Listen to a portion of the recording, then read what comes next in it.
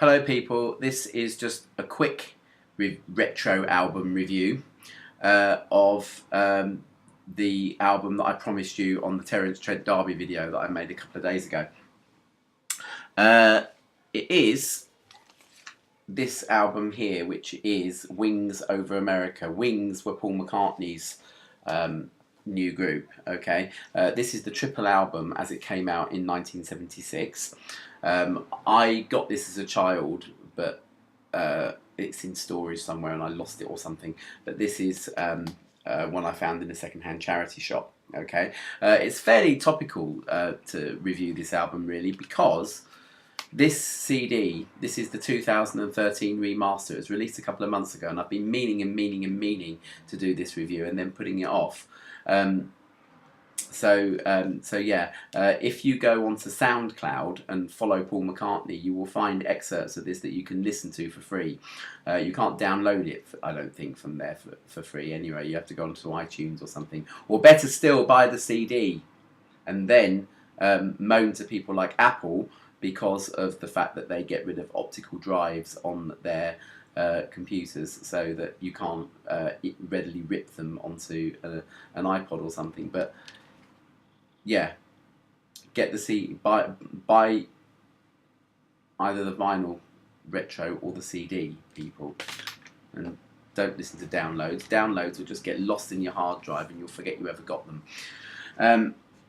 So yeah, this is Wings Over America.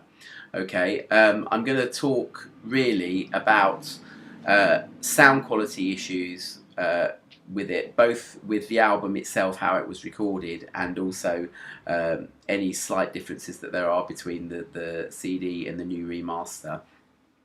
And I'm also going to just talk about some of the songs that are on it as well. Okay, so with the sound quality, okay,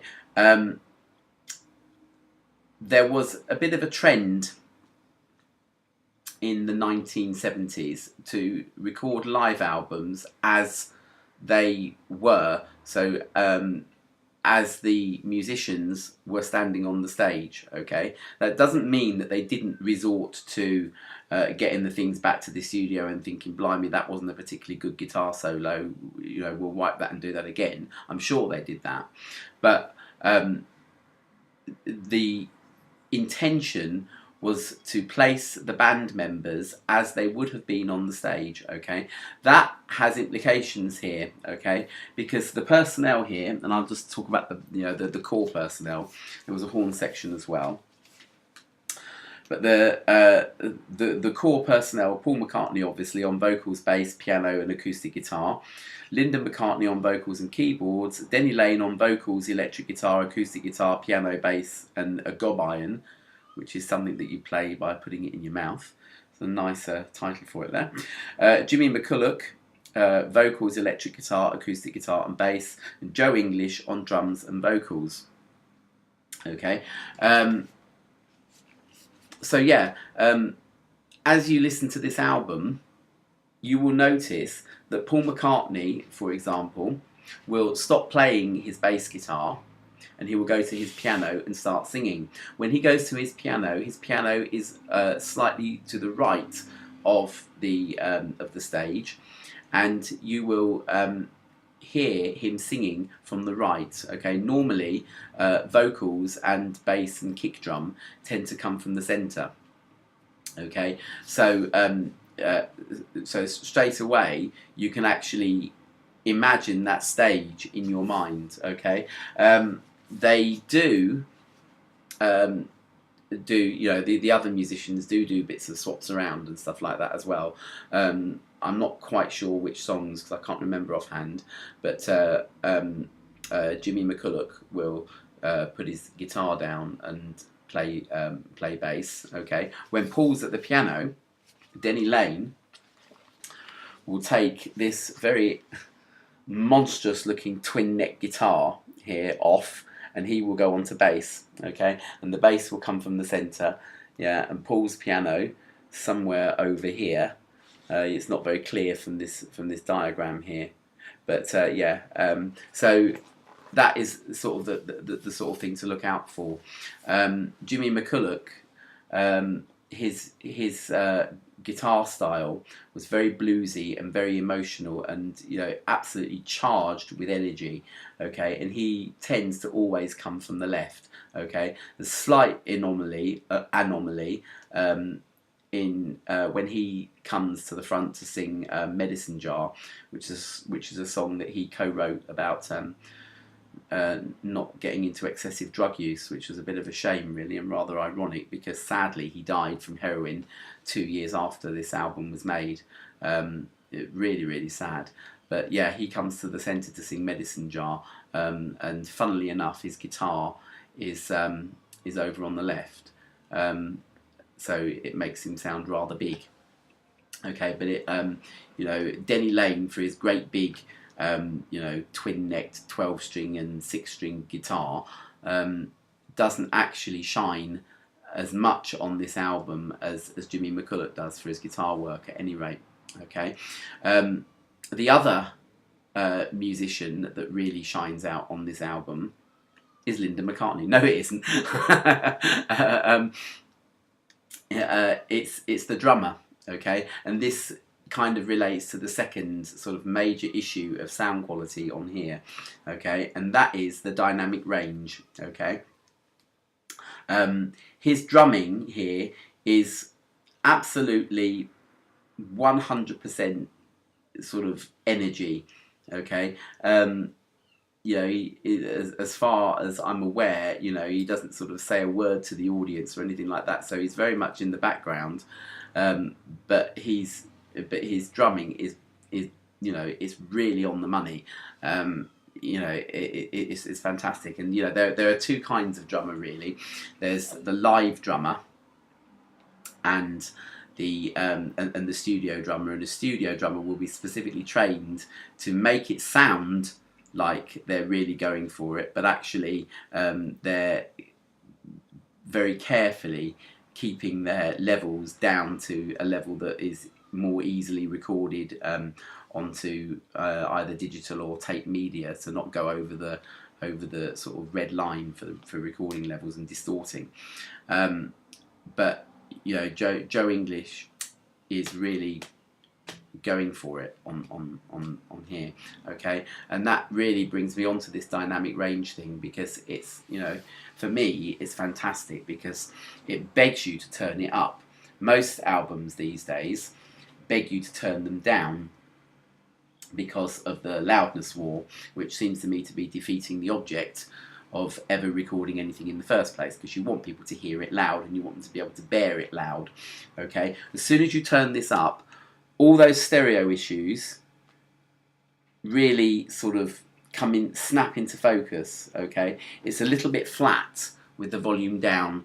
Now, most hi-fi amplifiers, their sort of optimum level is about halfway up.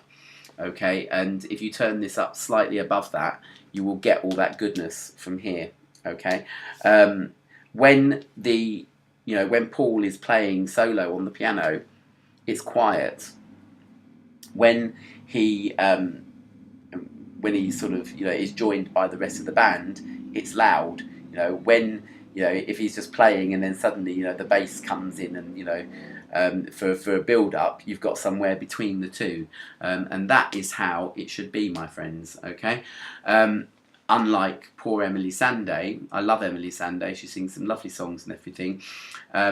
But bless her cotton socks, she released an album last year live from the Albert Hall, and all you're aware of all the time is her compressed band and her over loudness ward piano and vocals, so that the piano, there's not much tonal difference or volume difference between the band coming in and the piano, and that's not how it should be. It doesn't give you an energetic performance, I'm afraid. Even though, bless her, as I say, she's a good singer. And also on that, while we're talking about that particular album, she it has very obviously gone into the studio and tweaked her vocals afterwards, because when she says thank you very much, or how are you feeling, all right, sort of thing, the whole acoustic quality of the thing completely changes, and it's very, very obvious and very sudden. So poor Emily, you know, you haven't done justice for a decent live album. This is a fantastic live album. Okay, we talk about the songs on here. Okay, Wings themselves were essentially a touring band. Okay, that was what Paul McCartney really wanted to do in the late Beatles career. Really, you know, he had this idea for Get Back, which was an album project, you know, where they just, you know, stopped doing all funny, wacky things with tapes and stuff like that, and just got back to playing, you know, rock and roll live. George wasn't particularly happy about that. John was too busy with Yoko, and Ringo, I think, would have just done what anybody else wanted. And it was, you know, part of the reason for the split there, really. So when Wings got together shortly after the demise of the Beatles, they actually really did go back to basics. They went round all the unis, and you know, for very little money, really. You know, considering, you know, how much a tour costs. You know, it'd be hundreds of thousands to put a tour together. You know, and they have to be insured for huge amounts of money, because if you've got a sore throat one night, you know, or you fall and break your leg or something, and you can't go on stage, then, you know, it's a lot of money that's at stake. But, you know, they really pared it back down to, you know, we'll just go and, you know, tour for beers and petrol money, sort of thing, you know. Yeah, it really shows, because by the time that we get to here and this album, they are so tight and so together, that could really have only come from years and years of hard work. It wasn't always the same personnel here, but you know, for a good degree of the time, you know, there was. I think it's the drummer tended to be the one really that they tended to replace quite a lot. Okay, but the core personnel of Paul, Linda, and Denny, you know, they really, you know, worked their socks off in terms of, you know, getting themselves really tight and really good. And as I say, it shows on this album. All right, they can really rock and roll. Okay, you know, yeah, they're not the Stereophonics or, you know, Linkin Park or anything, but, you know, in terms of their sound, it's punchy, it's loud, it's rocky, it's dynamic, and, you know, they'd also, because, like, you know, when they were touring, they started off, you know, a bit shaky, sort of thing, a bit unsure of one another and everything. The first albums by Wings were a bit dire, a bit dreadful, I'm afraid. I can remember borrowing one from the library. Thankfully, I didn't pay for it. It was called Wildlife, released in about 1971 or something, and it was, I think, you know, decidedly ropey. You know, by this time they've actually got some #1 singles to their credit, and you know, some really, you know, good songwriting going on here. Okay, Paul McCartney's always been a bit fab whacker. You know, sometimes it's a little bit sort of too much to take, a little bit in your face, really. But, you know, some of those, he's just really having fun. You know, starts out with this medley of Venus and Mars, Rock Show, and Jet. Okay, now I have the Venus and Mars studio album, and that contains obviously the title track Venus and Mars, which is just about a minute long, and it's given a reprise on the studio album, which they shouldn't have bothered with, in my opinion.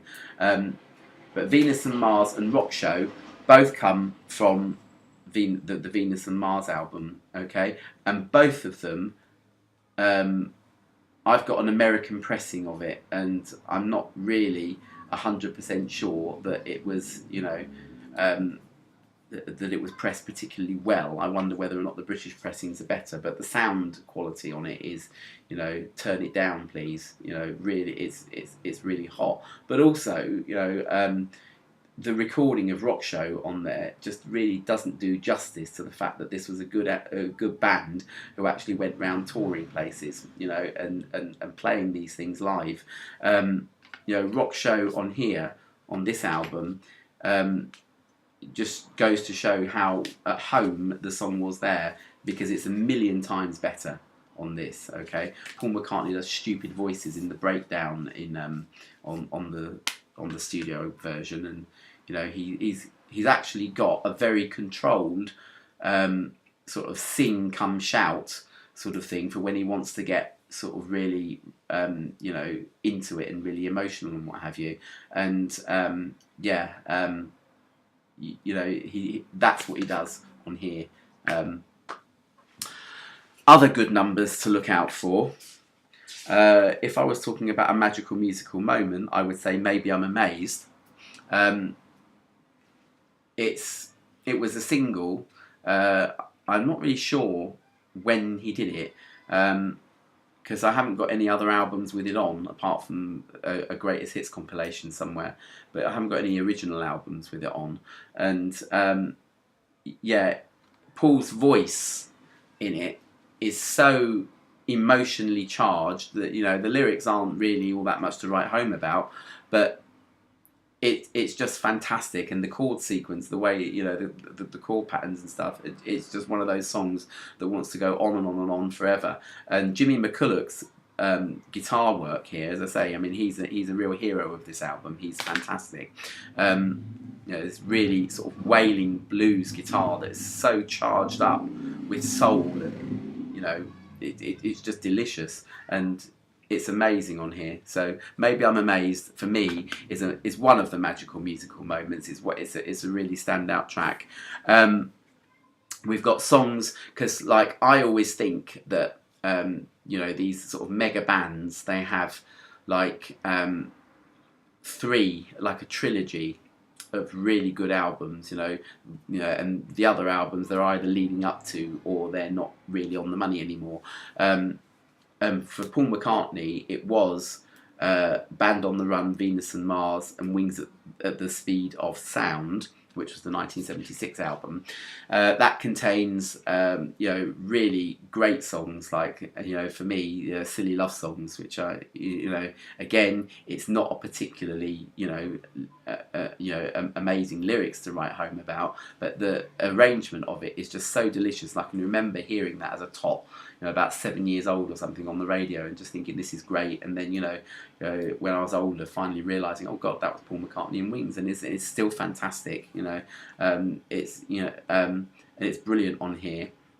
Magneto and Titanium Man, you know, another song about superheroes. I think they recorded it, you know, in America, and you know, that was, you know, the 70s had a great big thing for, you know, superheroes all the time, and you know, his song about that, you know, it's great. You know, it's just so full of fun. You know, it's brilliant.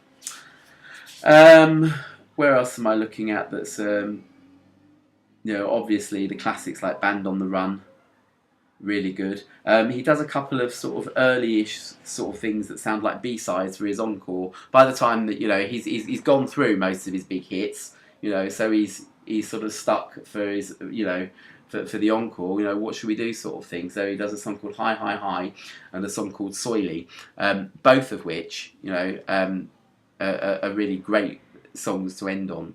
You know, it goes to show that, you know, you can even salvage a ropey B-side. So there you go. All right. In terms of, oh, there's something I've forgotten to mention, and I'm really sorry. But in terms of sound quality between the two of these things, then, you know, do you dismiss this CD because it's a 2013 remaster? I have to say no. Okay, it's a tiny bit louder than this, so therefore your sort of volume tolerances probably won't be as high. You won't be able to turn it up as loud to get that sort of, you know, absolute 3D stereo in focusy sort of thing. It's not too bad when you do. Okay, there's a slight, and I'm talking minuscule, loss of ambience. I've played, you know, bits, excerpts from the two just before I did this review. So you know, and it's also slightly it's slightly bassier, but nothing really to write home about. Okay, I didn't think that the Beatles remasters were too bad. You know, the 2009 ones, and this is along that sort of character. Okay, if you really want to feel like what it was like being there, then, you know, get the album. Okay, and you know, this is an album again that really shows up, you know, when you upgrade your vinyl kit as well. You know, that TTPSU, you know, has done absolute magic for my system, really, in terms of, you know, this rock solidness of the performance, and that, you know, the fact that, you know, it has such a grip and control over the music that, you know, you really do feel like that there is a presence in your lounge as you are playing, as you are listening. Beg your pardon. Okay, so yeah, that's really all I can say about this album. Really, get it, okay? Especially if you're young, because I, you know, occasionally, whatever, I meet young people, I talk about music with them, and say, who's your favourite band or whatever, you know, and you expect them to sort of come out with, you know, someone that you've never heard of or whatever, someone modern, folks. And, you know, the last person I said, like, who's your favourite band to?